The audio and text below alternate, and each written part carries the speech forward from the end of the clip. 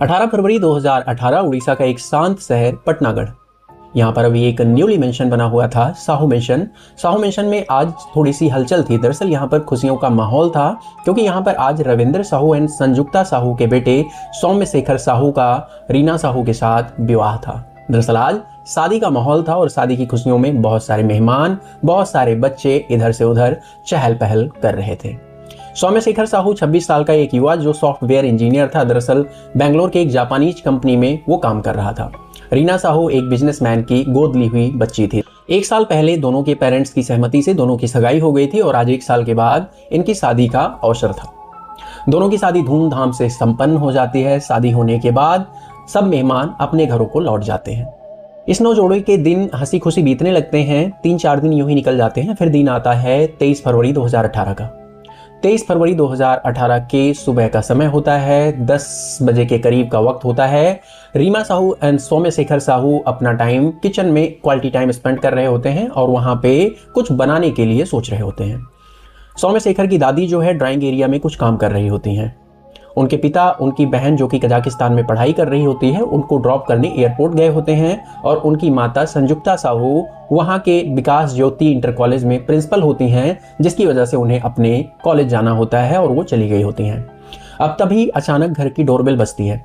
Doorbell बजते ही सौम्य शेखर साहू दरवाजे की तरफ जाता है। सौम्य शेखर साहू इत्मीनान से दरवाजा खोलते हैं और दरवाजा खोलते ही डिलीवरी बॉय से अपना पार्सल लेते हैं। दरअसल अभी हाल ही में उनकी शादी हुई थी तो ऐसे में गिफ्ट का आना आम बात थी। सौम्य शेखर साहू वो पार्सल रिसीव करते हैं। भेजने वाले का नाम उस पे एस के सिन्हा लिखा होता है फ्रॉम रायपुर। हालांकि एस के सिन्हा जैसे किसी व्यक्ति को सौम्य शेखर साहू जानते नहीं है, लेकिन फिर भी गिफ्ट को एक्सेप्ट करते हैं और पार्सल लेकर अंदर किचन की तरफ आ जाते हैं। किचन में लाते हैं तो उत्सुकतावश वो गिफ्ट को खोलते हैं। गिफ्ट जब वो खोल रहे होते हैं तो उनकी दादी भी उनके पास आ जाती हैं देखने की आखिर देखें इस गिफ्ट रैप में क्या है। और पास में ही रीमा साहू भी खड़ी होती हैं। तीनों मिलकर गिफ्ट खोल रहे होते हैं। सौम्य शेखर साहू गिफ्ट के सबसे पास होते हैं। वो एक एक करके गिफ्ट को अनरैप करते हैं। पहली पैकिंग खोली जाती है तो अंदर से ग्रीन कलर के रैप में पैक हुआ गिफ्ट दिखाई देता है। उसके ऊपर से कुछ धागे जैसा लगा हुआ होता है जिसे सौम्य शेखर साहू धीरे धीरे खींचना शुरू करता है।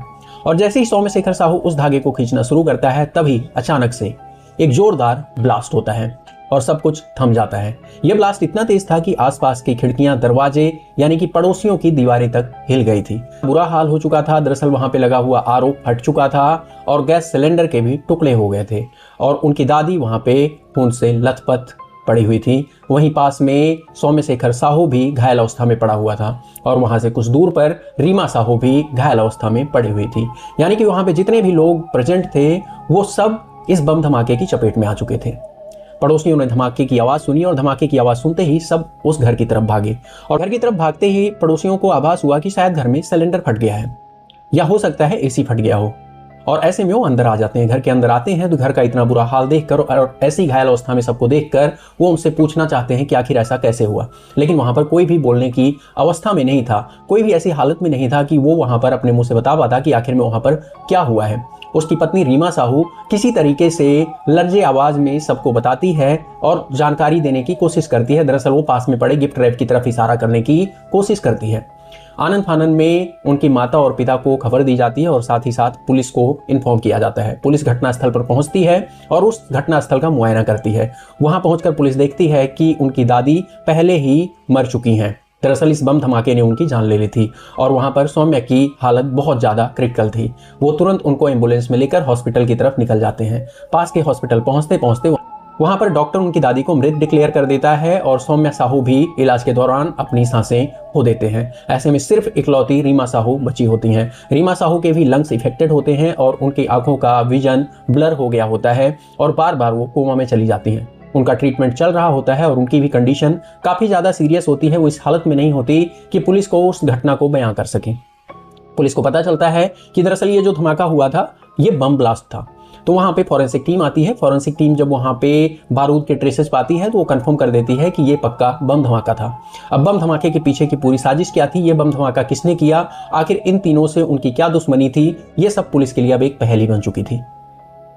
एक सुबह पुलिस वालों के लिए भी एक अच्छी खबर लेके आती है। दरअसल रीमा साहू जो है कोमा से बाहर आ जाती हैं, उन्हें होश आता है और ऐसे में पुलिस उनसे पूछताछ करती है। पुलिस को वो बताती हैं कि दरअसल एक पार्सल रायपुर से रिसीव हुआ था जिसपे एस के सिन्हा लिखा हुआ था और वो पार्सल खोलते ही किचन में ब्लास्ट हो गया जिसकी वजह से ये घटना हुई।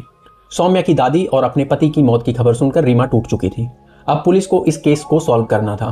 पुलिस इस केस से जुड़ी हर पहेली पर नजर रख रही थी, लेकिन अभी तक पुलिस के हाथ में कुछ नहीं था। पुलिस उस कोरियर भेजने वाली कंपनी के पास जाते हैं, वहां पे वो तफ्तीश करते हैं और उन्हें पता चलता है कि जो कोरियर भेजा गया था एसके सिन्हा नाम से, दरअसल वो नाम, नेम, नंबर, एड्रेस, हर चीज फर्जी था। और साथ ही साथ पुलिस को यह भी पता चलता है कि जिस कोरियर ऑफिस से ये कोरियर किया गया था वहां का सीसीटीवी कैमरा खराब था, जिसकी वजह से वहां पर उन्हें कोई भी सीसीटीवी फुटेज नहीं मिल सकती।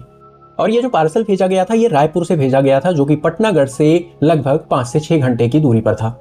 ऐसे में अब पुलिस फिर से एक बार बिल्कुल डेड एंड पर खड़ी थी। उसके पास कोई भी ऑप्शन नहीं था, उनके पास कोई भी ऐसा क्लू नहीं था जिसकी वजह से वो इस केस की शुरुआत कर सके।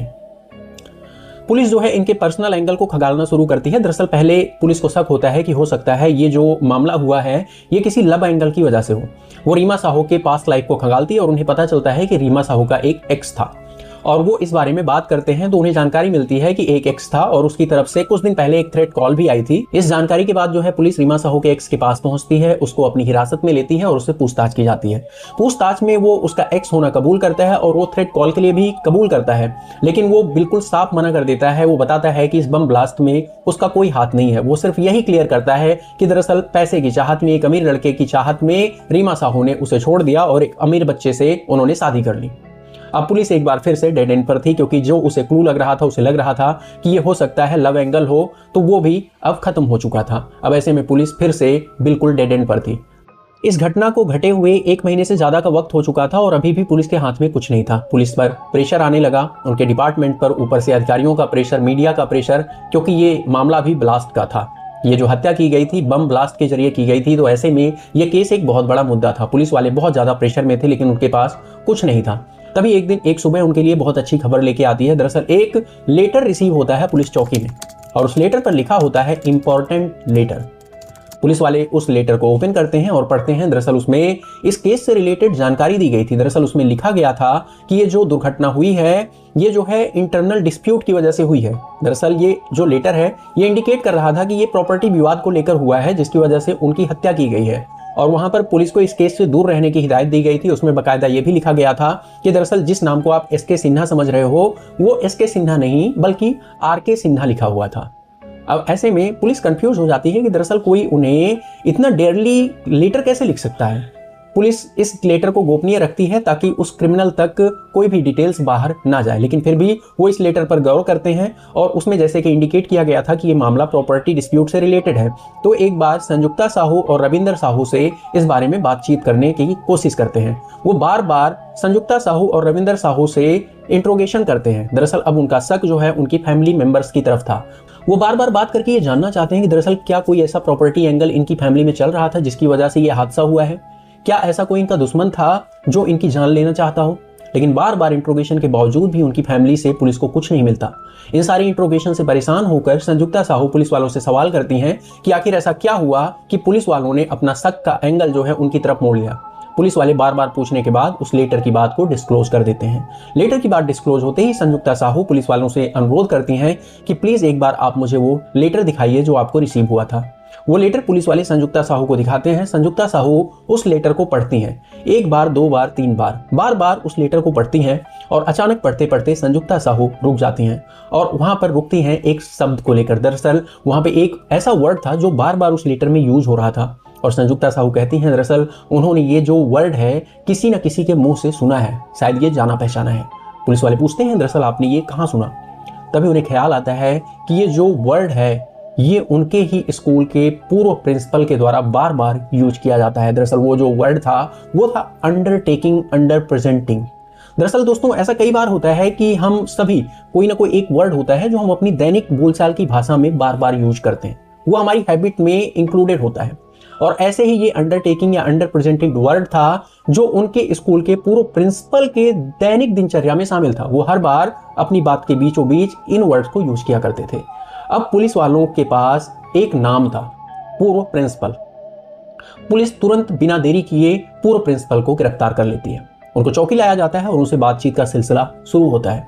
पुलिस उनसे जानने की कोशिश करती है कि आखिर उन्होंने ये लेटर टाइप क्यों किया था। पहले तो वो पुलिस वालों को गुमराह करते हैं, उन्हें बताने की कोशिश करते हैं कि दरअसल ये लेटर उनसे किसी ने उन्हें डरा कर टाइप कराया था और फिर पुलिस चौकी भिजवाया था। दरअसल उन्होंने उसे थ्रेट दी थी कि अगर ये लेटर वो टाइप करके नहीं भेजते तो उनके साथ कुछ ना कुछ मिस हैपनिंग हो जाएगी। पुलिस वालों को ये बात बिल्कुल हजम नहीं होती, बार बार इंट्रोगेशन होता है, पुलिस अपने अंदाज में तफ्तीश शुरू करती है और फिर पूर्व प्रिंसिपल साहब टूट जाते हैं और फिर होता है ऐसा खुलासा जो सबको हिलाकर रख देता है। दरअसल दोस्तों ये खुलासा जो होता है मान मर्यादा प्रतिष्ठा को लेकर जुड़ा होता है। दोस्तों पूर्व प्रिंसिपल वहां पे ये खुलासा करते हैं कि 2011 से वो विकास ज्योति इंटर कॉलेज के प्रिंसिपल थे और तभी अचानक 2017 में संजुक्ता साहू का वहां पे ट्रांसफर होता है और उनसे 7 साल सीनियर होने की वजह से ऑटोमेटिकली वहां के प्रिंसिपल की जो पोस्ट है वो संजुक्ता साहू को मिल जाती है। लेकिन दोस्तों प्रिंसिपल पद की जो पोस्ट है संजुक्ता साहू को मिल जाना ये पूर्व प्रिंसिपल साहब को बिल्कुल डाइजेस्ट नहीं होता। दरअसल वो ये एक्सेप्ट नहीं कर पाते कि जो प्रिंसिपल वो आज अभी तक थे वो अचानक से एक महिला ने आकर उनसे छीन लिया। वो बिल्कुल ही संजुक्ता साहू को प्रिंसिपल का रिस्पेक्ट नहीं देते, ना ही वो उसको प्रिंसिपल मानते हैं और अलग अलग तरीकों से उसे परेशान करने की कोशिश करते रहते हैं, कभी क्लास ना लेने के बहाने, कभी लेट आने के बहाने या फिर कभी इंटरनल चीजों को लेकर बार बार वो संजुक्ता साहू को परेशान करने की कोशिश करते रहते हैं। ये सारा मामला यूं ही चलता रहता है और तभी अचानक 2017 में उन्हें पता चलता है कि संजुक्ता साहू के बेटे की शादी होने वाली है और अब पूर्व प्रिंसिपल साहब जी ये निश्चय कर लेते हैं कि संजुक्ता साहू की लाइफ में खुशियां तो वो बिल्कुल नहीं आने देंगे, क्योंकि उन्हें लग रहा था कि संजुक्ता साहू बिल्कुल खुशियां डिजर्व नहीं करती क्योंकि उसने उनकी कुर्सी छीन ली थी। दरअसल दोस्तों पूर्व प्रिंसिपल साहब के साथ ये बहुत विडंबना थी कि वो अपने आप को प्रिंसिपल की कुर्सी से बिल्कुल अलग नहीं कर पा रहे थे। उन्होंने प्रिंसिपल की पोस्ट को अपनी आइडेंटिटी बना ली थी और उनको लग रहा था कि मेरी इज्जत किसी ने जैसे लूट ली हो और यही एक रीजन था जिसकी वजह से पूर्व प्रिंसिपल साहब ने एक ऐसा भयानक प्लान रचा जिसकी वजह से 2 लोगों ने अपनी जान गंवा दी। प्रिंसिपल साहब ये खुलासा करते हैं कि उन्होंने पहले से ही इसकी पूरी प्लानिंग कर ली थी। उन्होंने दिवाली पर ढेर सारे पटाखे खरीद लिए थे और पटाखों को डिसमेंटल करके उनके बारूद को स्टोर कर लिया था। बारूद को स्टोर करने के बाद गूगल पर तमाम साइट्स के जरिए उन्होंने बम बनाने की विधि सीखी, तमाम रिसर्च की और फाइनली उन्होंने बम को तैयार किया और बम बना के उन्होंने खाली एरियाज में जाकर उन्हें चेक भी किया था। और दोस्तों फाइनली जब शादी नजदीक आती है तो 3 दिन पहले प्रिंसिपल साहब ये प्लान बना लेते हैं कि इस बम को कैसे और किस तरीके से साहू मेंशन में डिलीवर करना है। दरअसल उनका प्लान था कि ये हादसा या तो शादी के दिन हो या फिर शादी के बाद हो, लेकिन जल्दी ये हादसा वो करना चाहते थे। और दोस्तों इस हादसे में उनका क्लियर प्लान था कि साहू की पूरी फैमिली इसमें खत्म कर दी जाए। दोस्तों पूर्व प्रिंसिपल साहब का जो प्लान था बिल्कुल फुल प्रूफ था। 3 दिन पहले वो बम को उठाते हैं, अपनी बाइक पे रखते हैं और सीधा रेलवे स्टेशन निकल जाते हैं। इस दौरान उन्होंने स्कूल में अपनी अटेंडेंस लगाई और साथ ही साथ अपना फोन अपने घर पर छोड़ दिया और उसके बाद रेलवे स्टेशन जाते हैं और वहां पर बिना एंट्री किए, बिना टिकट लिए बाहर से ही ट्रेन में बैठ जाते हैं। ट्रेन के जरिए वो सीधा रायपुर पहुंचते हैं और वहां पे कई सारी कोरियर कंपनीज की वो रेकी करते हैं और फाइनली उन्हें एक ऐसी कोरियर कंपनी मिलती है जहां पर सीसीटीवी कैमरे खराब होते हैं और वहां से वो फेक नाम, फेक नंबर और फेक पते के सहायता से वो जो पार्सल है वो साहू मेंशन के लिए कोरियर कर देते हैं और वहां पर वो बताते हैं कि दरअसल इसमें स्वीट्स और गिफ्ट्स हैं, अगर आपने इसे 2 दिन के अंदर डिलीवर नहीं किया तो फिर ये खराब हो जाएंगे। तो वो 3 दिन की डिलीवरी एश्योरिटी लेकर वहां से वापस आ जाते हैं और वापस आने के बाद वो जो है शादी भी अटेंड करते हैं। दरअसल शादी में उपस्थित होने का एक ही कारण था कि पूर्व प्रिंसिपल साहब वो खुशियां देखना चाहते थे। दरअसल वो देखना चाहते थे कि ये खुशियां कितनी बड़ी हैं जिन्हें वो तबाह कर देंगे। दोस्तों इस ग्रैंडनेस को आप ऐसे एज्यूम कर सकते हैं कि नेक्स्ट डे जब उनका रिसेप्शन होता है तो उस रिसेप्शन में 800 से ज्यादा गेस्ट उनको आशीर्वाद देने के लिए आए हुए थे। और सोचिए अगर उस दिन ये ब्लास्ट हुआ होता तो कितने लोग मारे जाते, क्योंकि डिलीवरी बॉय ने उस दिन भी डिलीवरी करने के लिए अटेम्प्ट किया था, लेकिन इतनी ज्यादा लोगों की भीड़ देखने के बाद वो वापस चला गया था और अगले 2 दिनों तक वो छुट्टी पर था। इसकी वजह से दोस्तों ये जो बॉम्ब था ये कोरियर ऑफिस में 2 दिन तक पड़ा हुआ था। और तीसरे दिन दोस्तों सौम्या की मां संजुक्ता साहू सुबह सुबह अपने कॉलेज के लिए निकल गई थी और उनके पिता उनकी बहन को एयरपोर्ट ड्रॉप करने चले गए थे। उस वक्त डिलीवरी के टाइम घर में सिर्फ 3 लोग मौजूद थे और ये हादसा हुआ जिसमें 2 लोगों ने अपनी जान गंवा दी। दोस्तों प्रिंसिपल साहब का जो प्लान था वो बहुत ही फुल प्रूफ था, लेकिन दरअसल ये एक बात सोचिए कि प्रिंसिपल साहब जो है अपने पर्सनल दुश्मनी की वजह से इतने जुनून में आ गए थे कि उन्होंने दुनिया के बारे में नहीं सोचा। दरअसल दोस्तों उन्होंने ये बिल्कुल नहीं सोचा कि ये जो बॉम्ब है अगर ये रास्ते में कहीं फट गया तो उससे कितने निर्दोष लोग मारे जाएंगे। दरअसल ऐसे लोग मारे जाएंगे जिनका उनकी पर्सनल दुश्मनी से कोई लेना देना ही नहीं था। दरअसल प्रिंसिपल साहब ने जानबूझकर इस कोरियर की डिलीवरी बस वाले रूट के लिए सेलेक्ट की थी, यानी कि ऐसा रूट जहां पे स्कैनिंग के चांसेस ना हो, ताकि पता ना चल सके स्कैनिंग में कि इसमें बारूद है या बम है। तो दोस्तों ऐसे में प्रिंसिपल साहब ने एक बहुत ही फुल प्रूफ प्लानिंग की थी। लेकिन साथ ही साथ ये सोचिए दोस्तों, अगर ये बॉम्ब रिसेप्शन पार्टी के दिन फटा होता तो उस दिन 800 से ज्यादा लोग वहां पर मौजूद थे, तो उस दिन ये हादसा कितना भयानक होता। दोस्तों ये एक ऐसा केस था जिसमें police bar bar dead and पर पहुंच जाती थी, लेकिन क्रिमिनल के ओवर कॉन्फिडेंस होने की वजह से पुलिस को इसमें एक क्लू मिला और उस क्लू के जरिए अपराधी उनके कब्जे में आ गया। दोस्तों यहाँ पे ये हमें सोचने को मजबूर करती है कि क्या वाकई में आज के टाइम में आइडेंटिटी ह्यूमैनिटी से बढ़कर हो चुकी है। क्या आइडेंटिटी इतनी ज्यादा इंपॉर्टेंट थी कि किसी को मौत के घाट ही उतार दो।